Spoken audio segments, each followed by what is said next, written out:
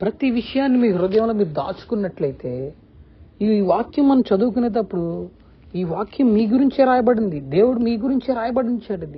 ఇది ఎందుకని ఇలా రాసి మనకి ఇప్పుడు ఇలా మన ముందుకు వచ్చింది బైబిల్ అని అంటే, రేపటి రోజున అంచుదినాల ఈ వాక్యం మనకు దొరకదు, ఈ వాక్యం మనకు అందదు. ఇగో డబ్బులు పెట్టుకుందామన్నా సరే ఈ వాక్యం మనకి లభించదు. ఇగో అంతకాలాన దేవుళ్ళని వారందరూ నేనే దేవుణ్ణి కదా, ఈ బైబిల్ ఎందుకు, ఇగో ఈ గ్రంథాలు ఎందుకు అని చెప్పి ఆ గ్రంథాలన్నీ తగలవేస్తారు. ఇగో ప్రతి విషయంలో మనకు వాక్యం అందదండి. ఇప్పుడు మీరు విని అది మీ హృదయంలో దాచుకొని అప్పుడు జ్ఞానించిన వాడు ధన్యుడు. రక్షణ పొందవసరం లేదండి, అప్పుడు మారు మనసు పొందవసరం లేదు.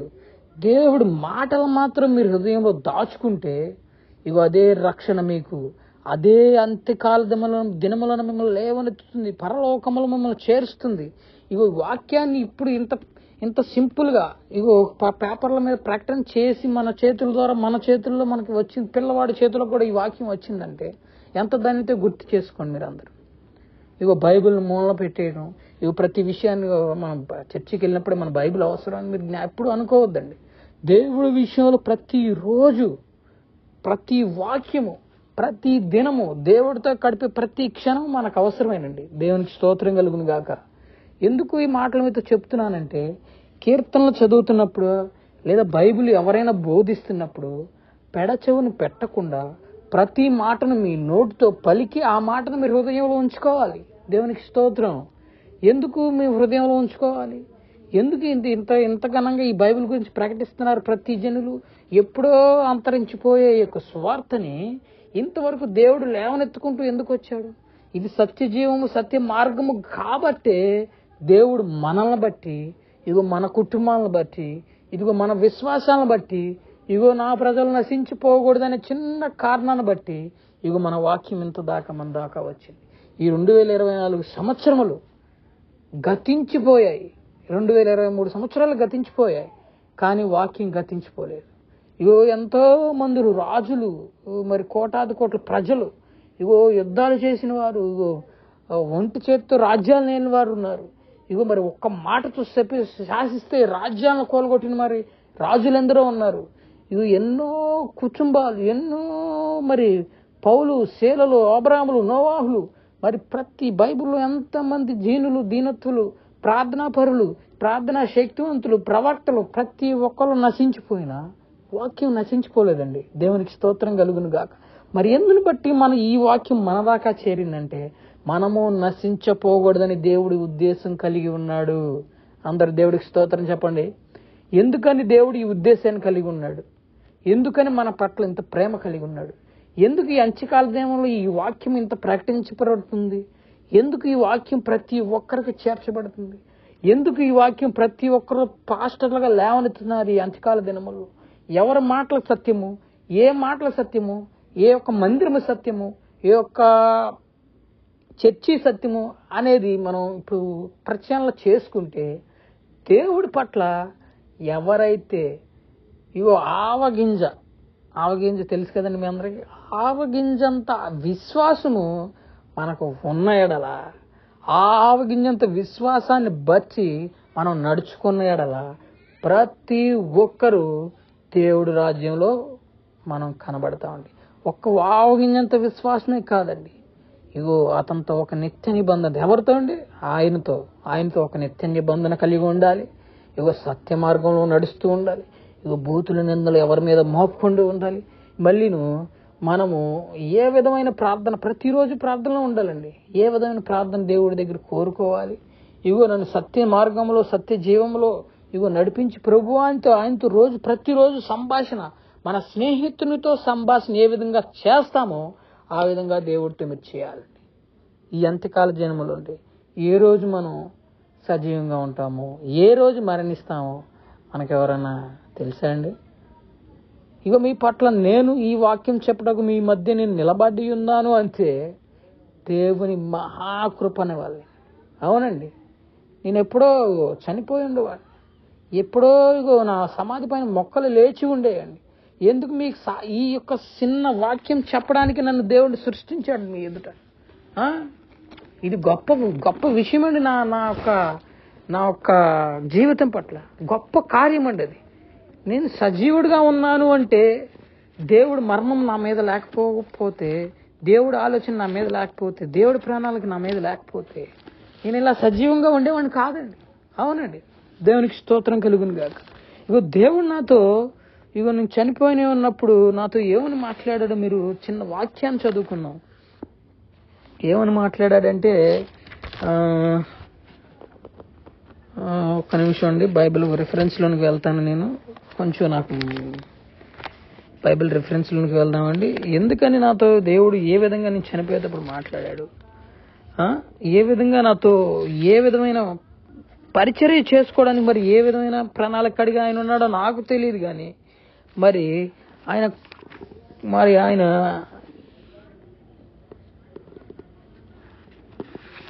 ఆయన నాకు తెలియజేసిన వాక్యం ఏమనగా, దేవుడండి ఇర్మియా 1:4-5 ఒకసారి చదవండి. యెహోవా వాక్కు నాకు ప్రత్యక్షమై ఇలాగూ సెలవిచ్చును, గర్భములో నేను నిన్ను రూపింపక మునుపే నిన్ను ఎరిగి తిని, నీవు గర్భము నుండి బయలుపడక మునుపే నేను నిన్ను ప్రతిష్ఠించి తిని, జనములకు ప్రవక్తగా నిన్ను నియమించి తిని. దేవునికి స్తోత్రం కలుగును గాక. ఇగో ఈ వాక్యాన్ని దేవుడు నాకు బయలుపరిచాడండి. ఈ వాక్యాన్ని బట్టి ఏంటి, నేను ఏమై ఉన్నాను, మరి గర్భంలో నేనున్నప్పుడే నన్ను రూపించాడని చెప్తున్నాడు. మరి గర్భం నుంచి బయటికి రాకమునిపే నన్ను ప్రతిష్ఠించానని చెప్తున్నాడు. ఇగో జనములకు ప్రవక్తగా నన్ను నియమించానని చెప్తున్నాడు. మరి దాన్ని బట్టి నేను ఎవరికి చెప్పాలి, నేను ఏంటి, నేనేమో చావు బతుకుల్లో ఉన్నాను, మరి నా యొక్క ఈ జీవితం ఇంతటితో అయిపోద్దని భయంతో ఉన్నప్పుడు దేవుడు ఈ విధంగా మాట్లాడుతుంటే నాకు ఆశ్చర్యకరంగా అనిపించిందండి. దేవుణ్ణి నమ్మేవాడిని, దేవుణ్ణి ఆదరించేవాడిని, చేసేవాడిని, పాటలు పాడేవాడిని, కానీ దేవుడు ప్రత్యేకమైన మాటలతో నాకు మాట్లాడుతుంటే నాకు అర్థం కాలేదండి. అవునండి, దేవుడి విషయాన్ని మనం అర్థం చేసుకోవాలంటే అలటప్పగా ప్రార్థన చేస్తే, అలటప్పగా తిరిగితే, ఏదో వచ్చామా వెళ్ళామా అనుకుంటే మన ప్రార్థన, మన దేవుని మాట్లాడే మాటలు మనకు అంగీకరించబడవండి. అవి మనకి తెలిసినప్పుడు కూడా ఇట్లాంటివి ఎన్నో వస్తూ ఉంటాయి, ఎన్నో పోతా ఉంటాయి, దేవుడు నాతో ఈ విధంగా మాట్లాడటం ఏంటి, ఈ విధంగా చేయడం ఏంటని మనం ఎన్నో విషయాల్లో పొరపడుతూ ఉంటాం. లేదండి, గ్రహించాలి, మీరు ప్రతి విషయాన్ని గ్రహించాలి.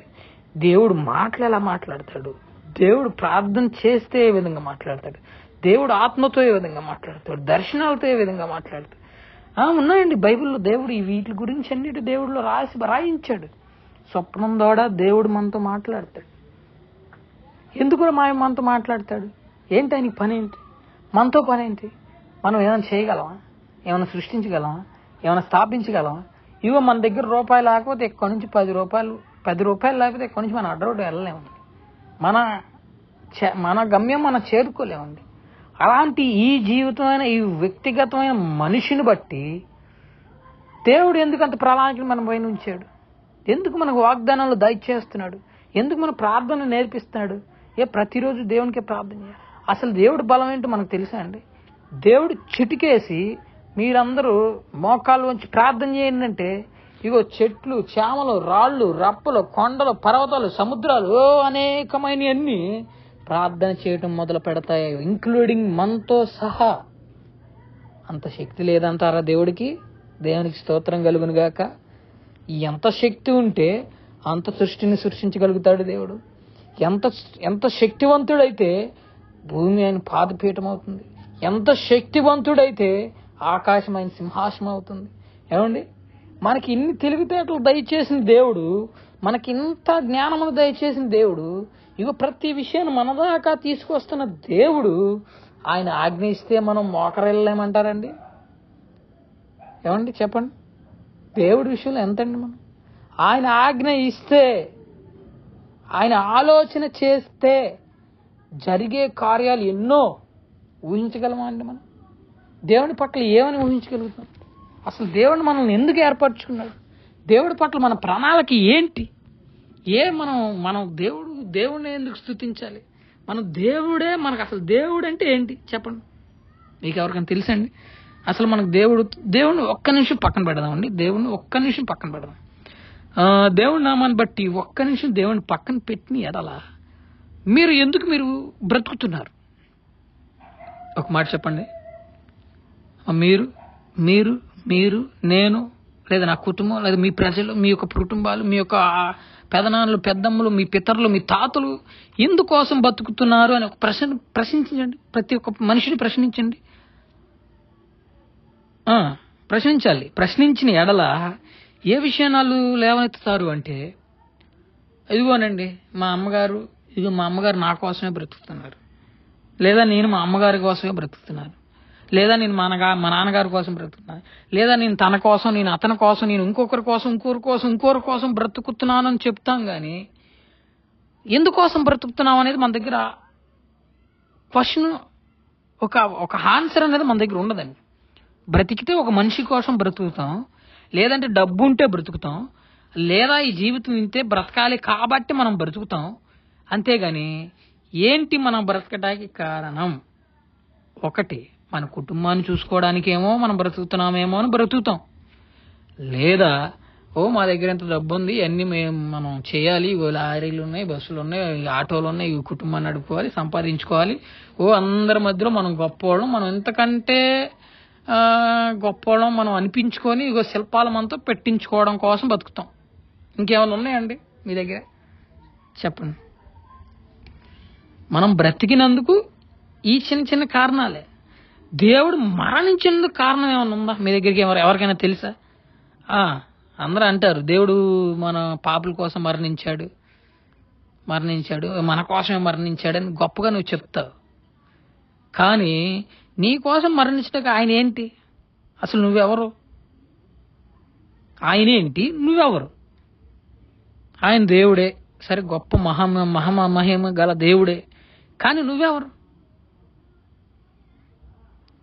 సరే నువ్వు ఆయన బిడ్డ అనుకుంటున్నావు, ఏ రోజు ఆయన కోసం ప్రార్థన చేసావా? ఏంటి దేవుడి కోసం ప్రార్థన? పోనీ దేవుడి కోసం వద్దు, దేవుడున్నాడని గుర్తించావా? అది లేదు. ఇదిగో దేవుడే మన దేవుని చేతిలోనే మన ప్రాణాలు, మన జీవము, మన ఆశీర్వాదము, మన తక్షణ కర్తవ్యములు భూమి మీద ఉన్నంత వరకు దేవుడే మనల్ని కాపాడుతున్నాడు. ఏ రోజైనా నమ్మేవా? నీ విచ్చలవిడిబాటైన నీ పనితనాలు, విచ్చలవిడిగా తిరగటాలు, విచ్చలవిడిగా తాగటాలు, విచ్చలవిడిగా జీవించడాలు, విచ్చలవిడిగా నిందలు వేయటాలు, విచ్చలవిడిగా దొంగతనాలు చేయడాలు, ప్రతి విషయంలో నీ ఇష్టానుసారమే కనబడుతుంది, కానీ దేవుని ఇష్టానుసారం ఎక్కడా కనబడటం లేదు. ఎప్పుడైనా జ్ఞాపకం చేసుకున్నారా? ఇదిగో అమ్మాయి కోసం నేను చేతులు కోసుకున్నా, ఇదిగో ఈ అబ్బాయి కోసం నేను ఉరివేసుకోబోయా, ఇదిగో అతను నేనే ప్రేమించి మరి పెళ్లి చేసుకున్నా, ఇదిగో వాళ్ళ నాన్నగారితో పోరాడి మరి అమ్మాయిని పెళ్లి చేసుకున్నా. ఇట్లాంటి విషయాలు గొప్పగా చెప్తారు. కానీ నేను కష్టపడి ఇల్లు సంపాదించా, నేను కష్టపడి ఆస్తులు సంపాదించానని చెప్తారు. కానీ మీ రక్షణ గురించి ఎప్పుడైనా మీరు కష్టపడ్డారా? దేవునికి స్తోత్రం కలుగునుగాక. హల్లెలూయా. మీ దేవుడి గురించి, ఎవరి దేవుడండి? నీ దేవుడు, మన దేవుడు, మనందరి దేవుని గురించి, మీ రక్షణ గురించి ఎప్పుడైనా కష్టపడ్డారా? కష్టపడాల్సిన అవసరం ఏముందండి? పాస్టర్ గారి దగ్గరికి వెళ్తే బాప్టిజం ఇచ్చేస్తాడు, మేము రక్షణ పొందినట్టు పరలోకంలో వెళ్ళిపోతాం, మేము చచ్చిపోగానే పరలోకంలో కనబడతాం, అయిపోయింది. దానికి కష్టపడటం ఏంటండి?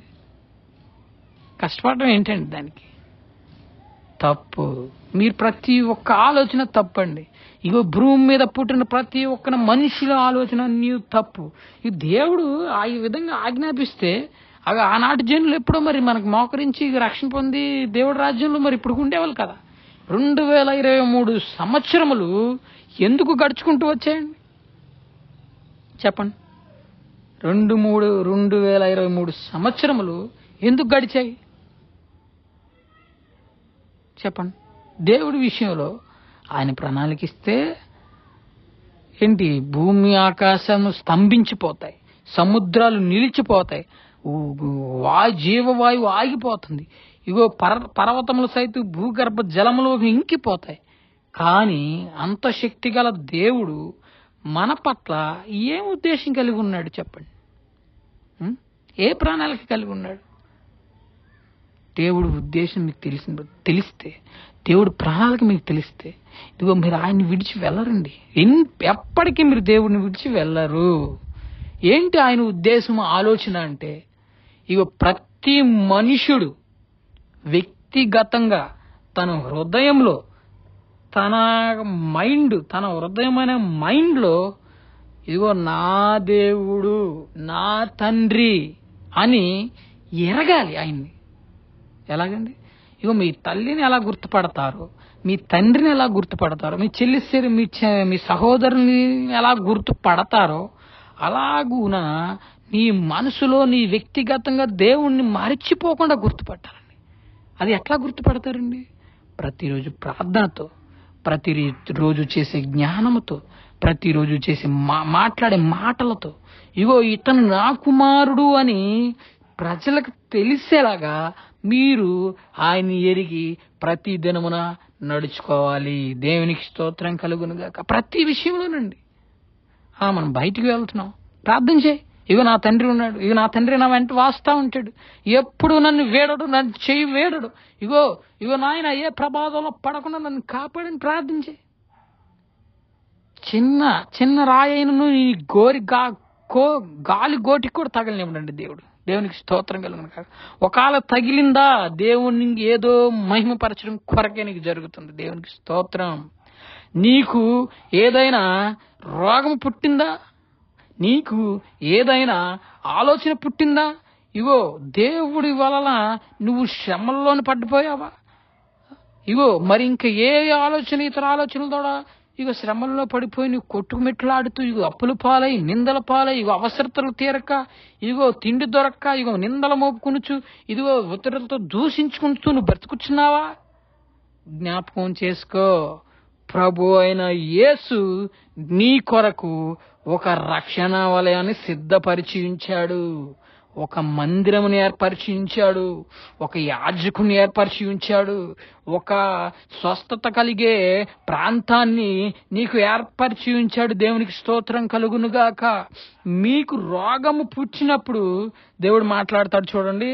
ఇగో ఏ గ్రంథం నుంచి మాట్లాడతాడంటే, ఒక్క నిమిషం అండి, దాన్ని ఏ గ్రంథం నుంచి మాట్లాడుతున్నాడంటే, ఒక్క నిమిషం. ఇదిగో మీరు బైబిల్ గ్రంథంలో చూసినట్లయితే యాకోబు 5:13 దగ్గర నుంచి ఒకసారి చదువుకుందాం.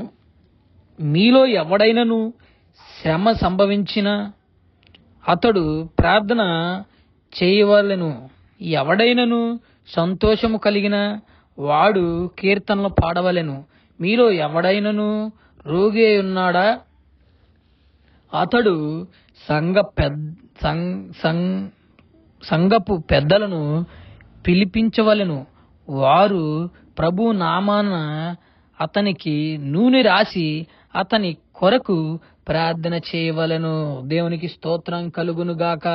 మరి 15వ వచనం కూడా చూసుకుంటే, విశ్వాసహతమైన ప్రార్థన ఆరోగిని స్వస్థపరుచును, ప్రభు అతనిని లేపును, అతడు పాపములు చేసినవాడైతే పక్షమున నొందడు. దేవునికి స్తోత్రం కలుగును గాక. ఇగో ఈ వాక్యాన్ని బట్టి మనం ఏం తెలుసుకుంటామంటేనండి, మీరు రోగం కలిగి ఉన్నారా, ఇగో అక్రతల బాధలు నిండి ఉన్నారా, ఇగో శ్రమల్లో పడి ఉన్నారా, ఇగో అప్పులు పాలై ఉన్నారా, మరి దేవుడు యాకోబు 5:13 ద్వారా మాట్లాడే విషయం ఏంటంటే, ఇగో అతడు సంఘపు పెద్దలను పిలిపించవలెను, ప్రభు నామాన్ని బట్టి నూనె రాసి అతనికి ప్రార్థన చేయాలి. దేవునికి స్తోత్రం కలుగునుగాక. మరి ఈ విధంగా మనం ప్రార్థన చేసుకోవాలమ్మా. ఈ విధంగా మనం, ఇప్పుడు నీకు రోగం వచ్చింది, నీ శక్తి వల్ల, అది చీకటి శక్తుల ద్వారా వచ్చిన ప్రభావం, అది నువ్వు నీ ప్రార్థనతో తీసుకోలేవు. దేవునికి స్తోత్రం కలుగునుగాక. ఇగో సంఘ పెద్దలు ప్రతిరోజు ప్రార్థనలో ఉంటారు, ప్రతిరోజు బైబిల్ చదువుకుంటూ ఉంటారు, ప్రతిరోజు దేవుని ధ్యానిస్తూ ఉంటారు, దేవుని అభిషేకం వాళ్ళ పైన ఉంటుంది. వాళ్ళని పిలిపించుకొని వాళ్ళ ద్వారా మీరు ఇప్పుడు పిలిపించుకుంటే కాదు కానండి, మీరు సంఘానికి వెళ్ళి సంఘ ప్రార్థన, ఇగో సంఘ కాపరి పెద్దల ప్రార్థన, ఇగో మన కాపరి ఎవరైతే ఆత్మీయ తండ్రి ఉంటారో ఆయన చేత మీరు ప్రార్థన చేయించుకుంటే మీ రోగము ఏమని రాశాడు చూడండి, విశ్వాస సహితమైన ప్రార్థన ఆరోగ్యని స్వస్థపరచును. దేవునికి స్తోత్రం కలుగును గాక. ఆమేన్. విశ్వాస సహితమైన ప్రార్థన ఆరోగ్యని స్వస్థపరుస్తుంది. దేవునికి స్తోత్రం. మీకు విశ్వాసం లేని ఎడల ఇగో దేవుడు ఏంటో, ఇగో నేను రోగం వస్తేనే దేవుడి దగ్గరికి వెళ్ళాలా, ఇగో నాకు బాధలు వస్తేనే దేవుడి దగ్గరికి వెళ్ళాలా అనేది తప్పండి. దేవుడి పట్ల ఏది ఆశించి దేవుడి దగ్గరికి మనం వెళ్ళకూడదు, వెళ్ళకూడదండి. ఆశించి దేవుడి దగ్గరికి వెళ్ళకూడదు. ఎందుకు ఆశించకూడదు మనల్ని? ఏమండి, దేవుడు మీకు ఎన్ని ఇచ్చాడు నేను చెప్తాను, లెక్క పెట్టుకోండి.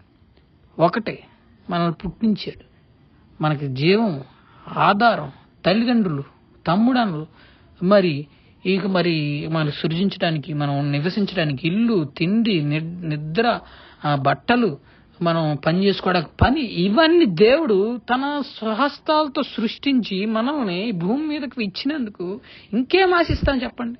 ఇగో మనం ప్రాణం పోకుండా కూడా దేవుడు కాపాడుతున్నాడు. ఇంకా మనం దేని గురించి మనం దేవుడిని ఏం కోరుకొని దేవుడి దగ్గరికి వెళ్తాం? ఆశీర్వాదాలా? కష్టపడు, దేవుడిని అడుగు, దేవుడిని ప్రార్థించు. బాబు, దేవా, నాయన, ఇదిగో మేము ఈ కష్టం చేస్తున్నాం నాన్న, ఈ కష్టంలో నుంచి మమ్మల్ని ఆశీర్వదించు అని అడగాలి. అంతేకాని ఏదో సోంబేరులాగా ఇంట్లో పడుకొని, ఇదిగో నాయన మేము ఇగో మాకు పెద్ద బంగ్లాను, పెద్ద కారును దయచేయని అడిగితే దేవుడు ఎక్కడి నుంచి ఇస్తాడు? ఆశీర్వాదాలు ఆయన చేతిలోనే ఉన్నాయి, కానీ ఆయన ఇష్టడుగా నువ్వు నడుచుకోవట్లేదు కదా. దేవునికి స్తోత్రం. దేవుని ఆశీర్వాదాలు ఆయన చేతిలోనే ఉన్నాయి, కానీ మనకివ్వటానికి ఆయన హృదయానుసారుడిగా మనం మార్పు చెందాలి. దేవునికి స్తోత్రం కలుగును గాక. ఆయనకి ఇష్టానుసారుడిగా మనం మార్పు చెందితే దేవుడు మనకివ్వాల్సిన ఆశీర్వాదాలు, మనకు తీసివేయాల్సిన శ్రమలు, మనకు రావాల్సిన గొప్ప మహిమకరమైన ఆశీర్వాదాలు మనకి ఇస్తాడు దేవుడు. దేవునికి స్తోత్రం కలుగును గాక. మరి ఏ విధమైన ప్రార్థన, ఏ విధమైన దేవుడికి ఇష్టమైన ఆత్మ మనకు లేని ఎడల దేవుడు మనకి ఏ కార్యాలు సఫలపరుస్తారండి చెప్పండి? నువ్వు దేవుడిని అడగటానికి ఏ అర్హత ఉంది నీకు? ఒక్కరోజు ప్రార్థన చేయగలుగుతావా? ఒక్కరోజు ఉపవాసం ఉండగలుగుతావా? ఒక్క ఆదివారం మొత్తం దేవుడి కొరకు నువ్వు జీవించగలుగుతావా? ఒక్క రోజైనా ఒక్క వాక్యం చదవగలుగుతావా? ఒక రోజైనా దేవుడు ఈ రోజుతో దేవుడు నేను సహవాసం చెయ్యాలి అని నీ హృదయంలో ఎప్పుడైనా నువ్వు వంచుకోగలుగుతావా? చెప్పండి. ఏ విధంగా దేవుడి కార్యాలు మీరు చూడగలుగుతారు? ఏ విధంగా మీరు దేవుడి ఆశీర్వాదాలు పొందగలుగుతారు? ఏ విధమైన ఆశీర్వాదాలు మీరు దేవుడు ఇస్తాడు మీకు? మీరు నిశ్చయించుకోగలుగుతారా? అయ్యా ప్రభువా, ఇగో రేపు వారం నుంచి ఇదిగో ఒక ఆదివారం మొదలుకొని ఆదివారం ముగింపు వరకు ఇదిగో నీ యొక్క పాటలే, నీ యొక్క వాక్యమే గాని, నీ యొక్క ప్రార్థనే గాని ప్రభువా, ఇగో ఆ రోజు అంతట్లో నేను గడుపుతానని ఎవరైనా మొక్కుకున్నారు? ఎవరైనా మొక్కుబడులు చేయకూడదు దేవుడి దగ్గర. మొక్కుకోవడం కాదు, పొరపాటు మాట. మొక్కుబడి కాదు అది. ఆయనతో సహవాసం, ఆయనతో సంబంధం కలిగి ఉండటం. మన తల్లిదండ్రులతో ప్రతిరోజు కలిగి ఉండటం, మనం కలిసి ఉండట్లేదండి. ఇగో మీ భార్యాభర్తలకు ప్రతిరోజు కలిసి ఉండట్లేదు, మన బిడ్డలు మనతో కలిసి ఉండట్లేదు. అలాగ దేవునితో మీరు ఒకరినొకరు దేవునితో కలిగి ఉంటే మీ యొక్క ఆశీర్వాదములు, మీ యొక్క నిత్య జీవము భూమి మీద విస్తరింపబడుతుందండి. దేవునికి స్తోత్రం కలుగునుగా. మరి ఏం చేద్దాం అనుకుంటున్నారు చెప్పండి? ఏయ్యా రావాలి, ప్రార్థన చేసుకుని, ప్రార్థనలో 3 గంటలు 2 గంటలు మనం ప్రార్థన చేసుకుని చప్పట్లు కొట్టి హల్లెలూయా చెప్పి మనం వెళ్ళిపోతే దేవుడి ఆశీర్వాదాలు మనం ఎలా పొందుకుంటాం? దేవుడి పట్ల మనం కష్టపడని ఎడల దేవుడి ఆశీర్వాదాలు మనకు ఎలా వస్తాయి? ఎలా నిన్ను స్వస్థపరుస్తాడు చెప్పండి అమ్మా. మీరు ఎలా స్వస్థపరచబడతారు? దేవుడి గురించి 1 గంటైనా మీరు శ్రమ పడుతున్నారా? దేవుడు మన కొరకు శ్రమ పడినట్లు ఒక్క దాంట్లో ఇంత రవ్వంతైనా మీరు శ్రమ పడుతున్నారా? ఆయన్ని హింసించినట్టు మిమ్మల్ని హింసిస్తున్నాడా ఎవరైనా? దేవుడి కొరకు మనం 1 గంట సమయాన్ని మనం కేటాయిస్తే మీరు ఎలా ఉంటారు చెప్పండి? ప్రతిరోజు, ప్రతి క్షణము, ప్రతి ఆలోచన, మనకు ఎన్ని సమస్యలు ఉంటాయి. దేవుడు మన భూమి మీద పుట్టించినాడు. అలా ప్రతి ఒక్కరికి సమస్యలు లేవని ఎవరు చెప్పకూడదు. నాకు ఒక సమస్య ఉంటుంది, మీకు ఒక సమస్య ఉంటుంది. ప్రతి ఒక్కరికి రోగం అనే సమస్య, డబ్బులు అనే సమస్య, ఇగో పాపమలనే సమస్య, నిందలనే సమస్య. ఎవరు ఏ ప్రజలకు, భూమి మీద పుట్టిన ప్రతి ప్రజానికానికి కూడా సమస్యలు అనేవి ఉండకుండా ఉండవు. వందలాది కోట్లు సంపాదించిన ప్రతి మనుషుడికి కూడా సమస్య, రోగము ఇవన్నీ సర్వసాధారణము. దేవునికి స్తోత్రం. మరి ఎందుకయ్యా మరి దేవుడు మమ్మల్ని సృష్టించుకున్నప్పుడు ఈ రోగాలు ఎందుకు, ఈ డబ్బులు ఇవ్వడాలు ఎందుకు, మమ్మల్ని హెచ్చు భేదాలు ఎందుకు అంటారా? దేవుణ్ణి మీరు ఎక్కడ ఎదుగుతారు చెప్పండి? ఏమా మీకు 100 కోట్లు ఆస్తి ఇస్తాడు దేవుడిని వెతగలుగుతారా చెప్పండి? పుట్టి పేదరికంలో ఉంటారు, ఏమండి దేవుణ్ణి వెతుకుతారా మీరు? మిడిల్ క్లాస్గా ఉన్న దేవుడిని ఎతకరు, పుట్టి పేదవారిగా ఉన్న దేవుడిని ఎతకరు, గుడ్డివారిగా పుట్టించిన దేవుడిని ఎతకరు, కాళ్ళు లేని వారిగా పుట్టించిన దేవుడిని ఎతకరు. ఏం చేస్తే మీరు దేవుడిని ఎతుకుతారమ్మా? ఏ విషయంలో దేవుడిని ఎతుకుతారు? మీకు ప్రాణం పోతున్నప్పుడే దేవుడు గుర్తొస్తాడా? లేదా నీ బిడ్డ ప్రాణాలకు ముప్పు వస్తేనే దేవుడు గుర్తొస్తాడా? ప్రాణమే దేవుడా, దేవుడే ప్రాణమా?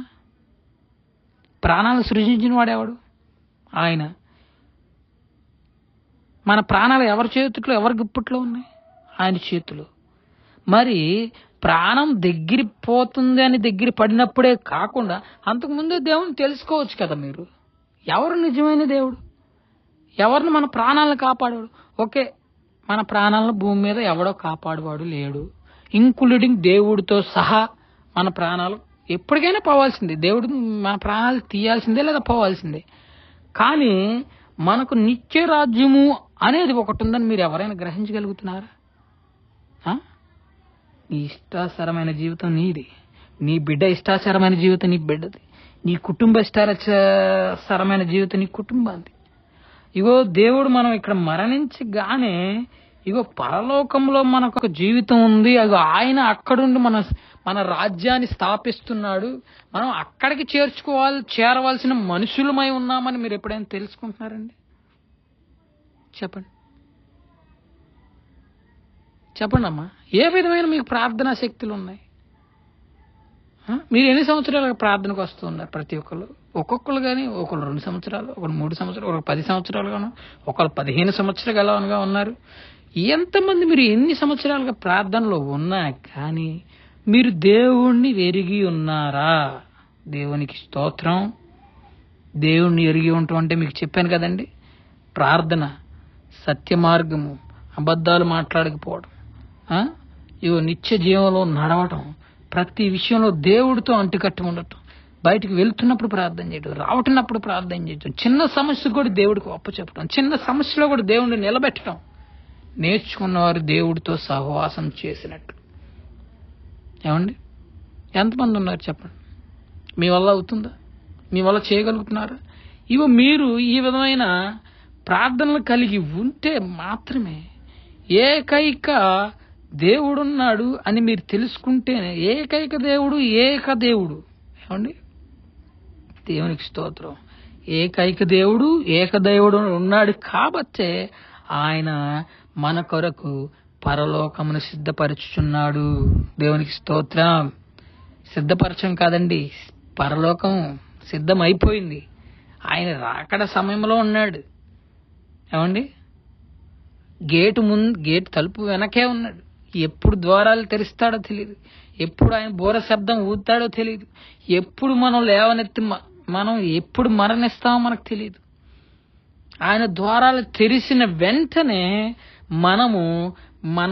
మన బంధురికము, మన పితరులు ప్రతి ఒక్కరూ పైకి అలా లేవనెత్తుతాడు. దేవునికి స్తోత్రం. వారు శరీరదారులై పైకి లేవనెత్తుతారు. దేవునికి స్తోత్రం. ఎందుకండి? భూమి ఆకాశము మధ్యలో మనకి 7 ఏండ్లు విందు జరుగుతుంది. మీకే బిర్యానీలు అన్ని పెట్టడానికి కాదండి, పరిశుద్ధులుగా ఎవరు బతికారు? ఇగో ప్రార్థనా పరులుగా ఎవరు బతికారు? ఇగో నాతో సహవాసంగా ఎవడున్నారు? ఎవడు ఈ భూమి మీద జీవించాడని దేవుడు ప్రణాళిక చేసుకొని ఇగో ఆ మనుషుల్ని లేవనెత్తుతాడండి. దేవునికి స్తోత్రం. పాపంలో పడి ఉన్నావా? దొంగతనాల్లో పడి ఉన్నావా? ప్రతి విషయంలో ఏ ఒక్క పాపంలో పడి ఉన్నామో మనం భూమి మీదే ఉండిపోతాం. మనం కూడా శరీరదారులు అవుతాం. దేవునికి స్తోత్రం. ఆయన రాకడ ఎప్పుడు మనం కూడా శరీరదారులు అవుతాం.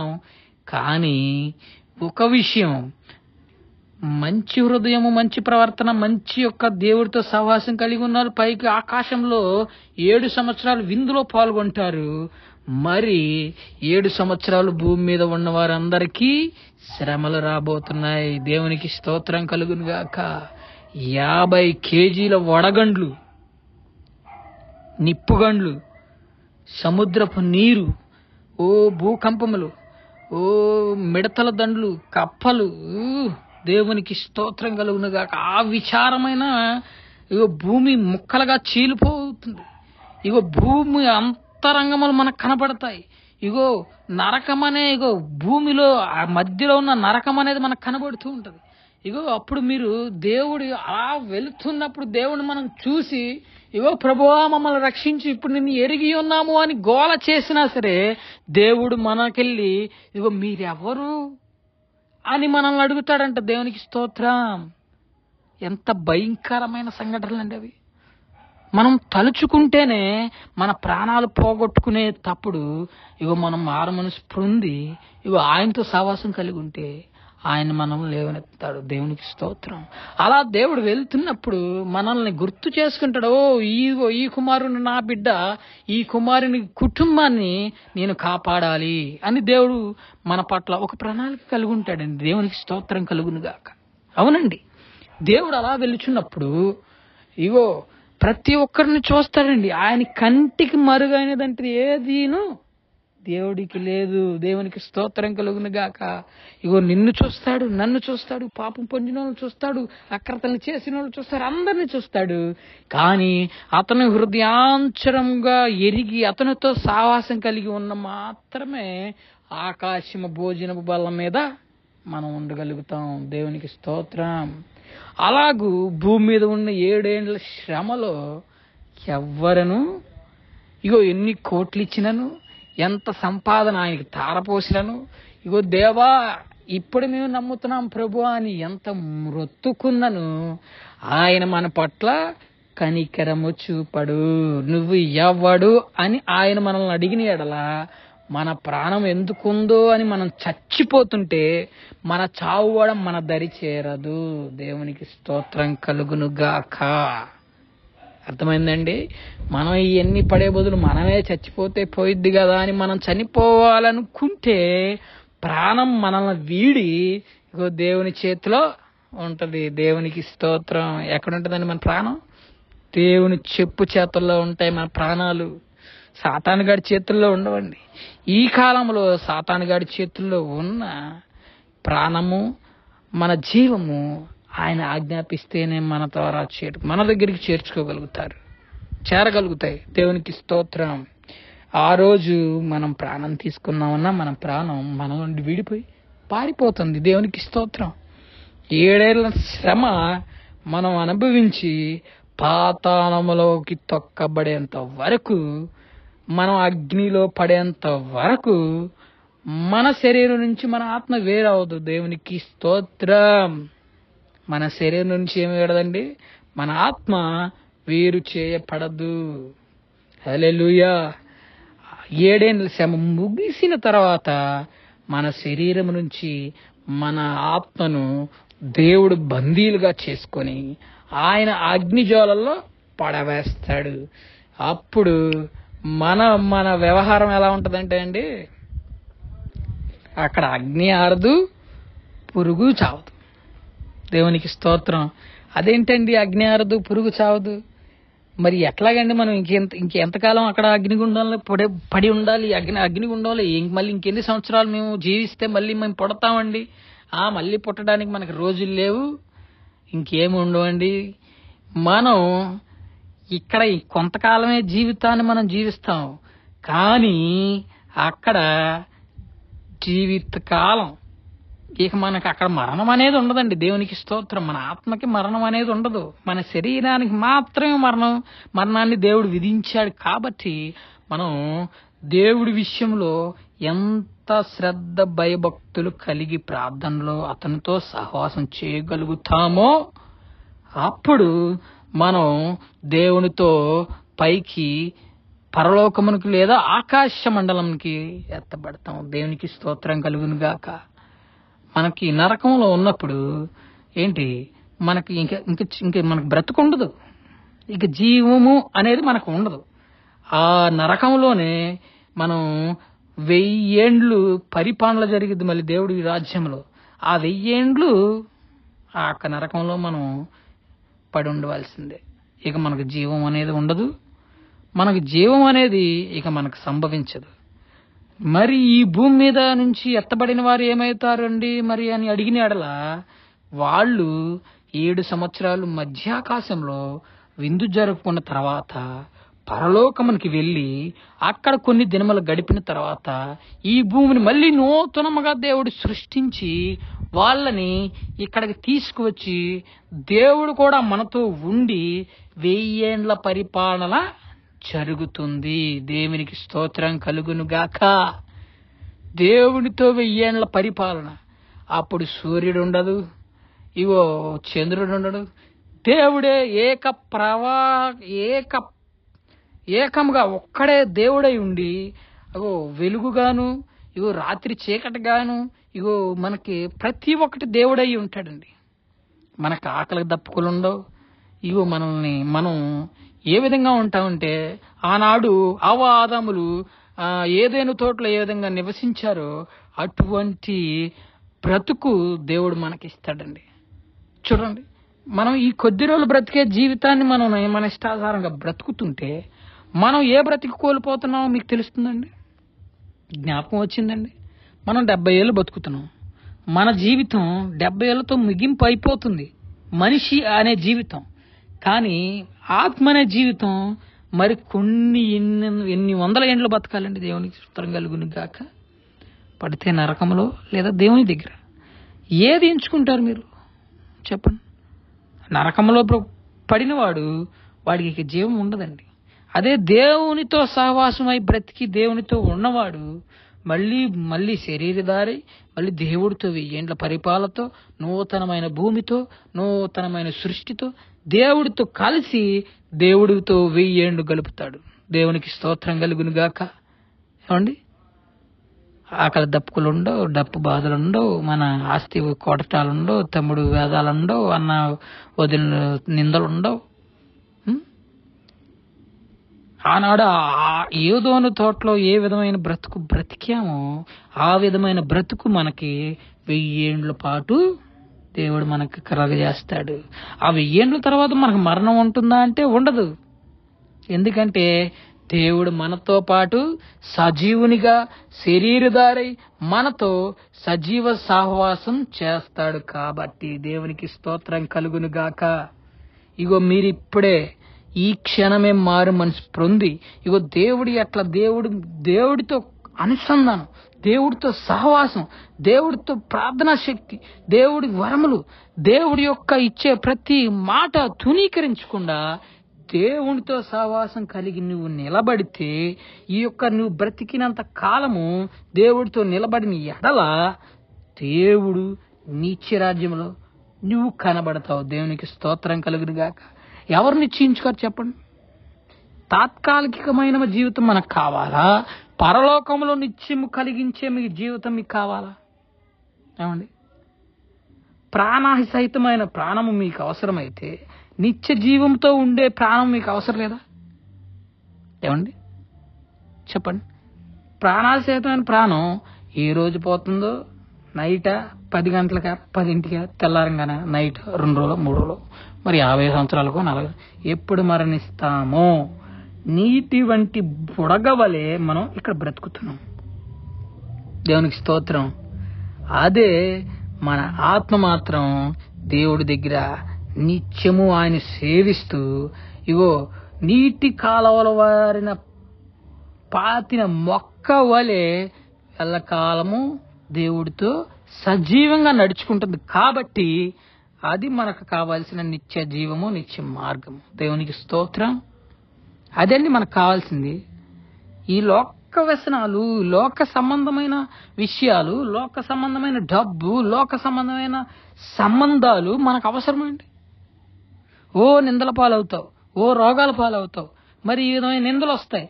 ఇగో తమ్ముళ్ళు అన్నలు కొట్టుకోవటాలు, ఆస్తికర్తలు, ఇవి పోలీస్ స్టేషన్లు, హాస్పిటల్స్, ఇవంతా మనకి కొద్ది కాలం మాత్రమే. ఈ కొద్ది కాలంలో దేవుణ్ణి ఎరిగి, దేవుడితో సహవాసం ఉండి, దేవుడితో నిత్యముగా నడుచుకుంటూ, దేవుడికి నిత్యముగా మన ప్రార్థనలు అప్పచెప్తూ, నిత్యముగా మన సమాధానం ఆయనతో మాట్లాడుతూ, నిత్యముగా అతనితో సహవాసం చేస్తూ మనం బ్రతుకుతుంటే మన ఆత్మ దేవుడితో ఎల్లకాలము ఆ పరలోకంలో దేవునితో సహవాసంతో, దేవునితో కలిసి జీవిస్తూ ఉంటది. దేవునికి స్తోత్రం కలుగును గాక. ఆమేన్, హల్లెలూయా. మరి ఎందుకు మీరు దేవుడు మాతో ఈ మాటలు మాట్లాడుతున్నాడు, మీతో దేవుడు ఈ ఆత్మ నాకు ఎందుకు కలగజేశాడు మీతో అనేది నాకు తెలియదండి. ఇది దేవుడు మాట్లాడిన మాటలో, నేను సొంతంగా మాట్లాడిన మాటలో. నేను సొంతంగా మాట్లాడితే ఇవన్నీ నేను మాట్లాడటం రాదండి. దేవునికి స్తోత్రం కలుగును గాక. నేను కొత్తగా శ్రావలోనికి తీయబడిన వ్యక్తిని. దేవుని ఆత్మ నా మీద కుమ్మరింపబడిన కొద్ది మాటలే నాకు వచ్చండి. అవునండి. నాకు మీతో మాట్లాడాలన్నా, ఇతరులతో మాట్లాడాలన్నా సిగ్గు, బిడియం. వీళ్ళతో మాట్లాడితే వీడు భక్తుడైపోయాడా, వీడు పాస్టర్ అయిపోయాడా అని చెప్పి నన్ను హేళన చేస్తారేమో అని చెప్పి చాలా మందితో మాట్లాడినండి. కానీ నాకు ఇచ్చిన కర్తవ్యం దేవుని గురించి ప్రకటించుట. మీరు వినువారై ఉన్నారు కాబట్టి మీతో దేవుడు నిశ్చయంగా నాతో నుండి మీతో మాట్లాడుతున్నాడు. దేవునికి స్తోత్రం కలుగును గాక. ఈ విధమైన మాటలు నాతో పలికించాడు, ఈ విధమైన అధ్యాయాలు నాతో చెప్పించబడ్డాడంటే ఎందుకో ఏంటో నాకు తెలియదు కానండి, ప్రతి ఒక్కరు దేవుని మహిమలో, దేవుడితో సహవాసంతో, ఈ బ్రతికినంత కాలం దేవుడితో సహవాసమై అనుబంధంతో మనం దేవుడిని నిత్యంతో ఆయనతో బ్రతుకుదామండి. దేవునికి స్తోత్రం కలుగును గాక. ఆమేన్, ఆమేన్, హల్లెలూయా. ఏమని మనం దేవునితో తీర్మానం చేసుకుందాం చెప్పండి. ఆదివారం పూట తీర్మానం చేసుకుందామా? నేను ప్రతిరోజు ప్రార్థన చేసుకోవడానికి ప్రతిరోజు నేను ప్రత్యేకించబడ్డానండి. యేసయ్యా, ప్రభువా, నన్ను సజీవునిగా చేసిన నీవు ప్రభువా ఏ విధంగా ఘనత పొందుతావంటే, నా విధంగా నువ్వు ఘనత పొందనేవో కానీ నీ విధంగా నేను ఘనత పొందుతాను ప్రభువా. నన్ను మీరు ఏర్పాటు చేసుకున్నారు, గర్భంలో నన్ను ఎరగక ముందే నన్ను ఏర్పాటు చేసుకున్నారని చెప్పి నాకు ప్రణాళికను సిద్ధపరిచావు. కాబట్టి ప్రభువా, నీ వాక్యం చెప్పుటకు నేను సిద్ధపడి నీ కొరకు సహవాసం నీతో చేస్తానని నిత్య నిబంధన చేసుకున్నాను. కాబట్టి మీతో ఈ దేవుడు నన్ను మరుగు చేసి దేవుడు మీతో మాట్లాడుతున్నాడు. దేవునికి స్తోత్రం కలుగును గాక. ఈ వాక్యము నాతో నేను ఇంత మాటలు మాట్లాడగలే వ్యక్తిని కాదండి. దేవునికి స్తోత్రం. నేను సజీవుడుగా ఇంతకుముందు ఆరోగ్యపరంగా ఉన్నప్పుడు ఎన్నో పాపములు కొడిగట్టున్నాను. పాట పాడాలంటే సిగ్గు, మందిరానికి కొత్త బట్టలు వేసుకెళ్లాలనే సిగ్గు, బిడియం, ఎంతో ఈ విధంగా నడుచుకునేవాడండి. పాపాలకి అమ్మాయిలతో మాట్లాడాలంటే ఆ సిగ్గులు ఉండేవి కాదు. దేవునికి స్తోత్రం. కానీ దేవుడి మాటలు చెప్పాలంటే సిగ్గు, బిడియం, భయం అన్నీ వచ్చేసాయి. ఎంత కష్టపడి దేవుళ్ళలోంచి బయటికి వచ్చి మీకు స్వార్థ చెప్పబడుతున్నామంటే దేవుని ఆత్మ లేకపోతే ఈ మాటలు మా దేవుడి నుంచి రావండి. దేవునికి స్తోత్రం. ఆయన ఆత్మ, ఆయన ప్రణాళిక, ఆయన సిద్ధపాటు మా ఎడల ఉంది కాబట్టి మీకు ప్రార్థన చేయగలుగుతున్నాం.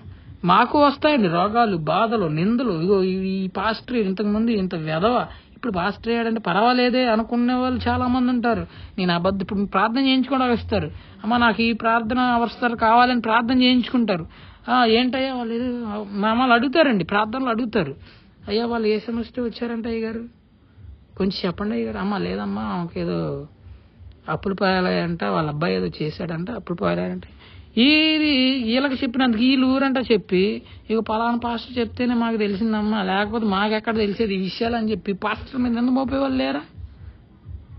అందును బట్టి మీరు మీ హృదయాంచు వరకు దేవుణ్ణి నింపుకోండి. కానీ ఈ లోక సంబంధమైన మాటలు, ఈ లోక సంబంధమైన నిందలు, ఈ లోక సంబంధమైన డబ్బు ఆశలు ప్రతి వారి మీద. కానీ మీరు అవన్నీ జయించి దేవుడి పట్ల మీరు అనుసంధానమై సహవాసమై దేవుడి పట్ల ఒక నిబంధన కలిగి, ఒక ప్రార్థనా శక్తి కలిగి, ఒక ప్రార్థన నిబంధన కలిగి ఈరోజు ఈ మందిరం నుంచి మీరు బయటికి వెళ్ళవలసిందిగా దేవుడు మాట్లాడుతున్నాడు. దేవునికి స్తోత్రం కలుగును గాక. ఇగో ప్రభువా, ఈ విధమైన వాక్యాన్ని అందించిన దేవుడికి ఎంత కృతజ్ఞతలు చెప్పగలుగుతామండి. ఈరోజు ఈ యొక్క వాక్యం మీ హృదయంలో నాటబడిందా? చదువుకోండి. నేను చెప్పిన అధ్యాయాలు మీరు చదువుకోండి. ఎందుకు దేవుడు మనల్ని ఏర్పరచుకున్నాడు మీకు చెప్పాను. దేవుడు మనకు సమస్య వచ్చినప్పుడు ఏం చేయాలో దేవుడు మనకు చెప్పాడు. విశ్వాస సహితంగా మనం ఎలా ఉండాలో దేవుడు మనకు నేర్పిస్తున్నాడు. బైబిల్ చదువుకోండి, వాక్యాలు చదువుకోండి, వాక్యాలు వినండి, మరి దేవుడి పాటలు జ్ఞానించండి. దేవుడిచ్చే జ్ఞానము మనుషులు ఎవడును ఇవ్వలేడు. దేవునికి స్తోత్రం కలుగును గాక. ఈ చిన్న వాక్యాన్ని బట్టి దేవుడు నాతో మీతో మాట్లాడిన విధానాన్ని బట్టి దేవుడికి స్తోత్రాలు చెల్లించుకుంటూ, ప్రభువా, నాయన, ఈ విధంగా మాతో మాట్లాడి మీ స్తోత్రాలు చెల్లించుకుంటున్నాం నాయన. చిన్న ప్రార్థన చేసుకుని ఈ యొక్క వాక్యం ఇక్కడతో ముగింపబడుతుందండి. మీరు జ్ఞానులై దేవుడి పట్ల ఏ విధంగా నడుచుకోవాలో, ఏ విధంగా జీవించాలని మీరు పరిశీలన చేసుకోండి. మీ హృదయాలని ఏర్పాటు చేసుకోండి దేవుడి కొరకు.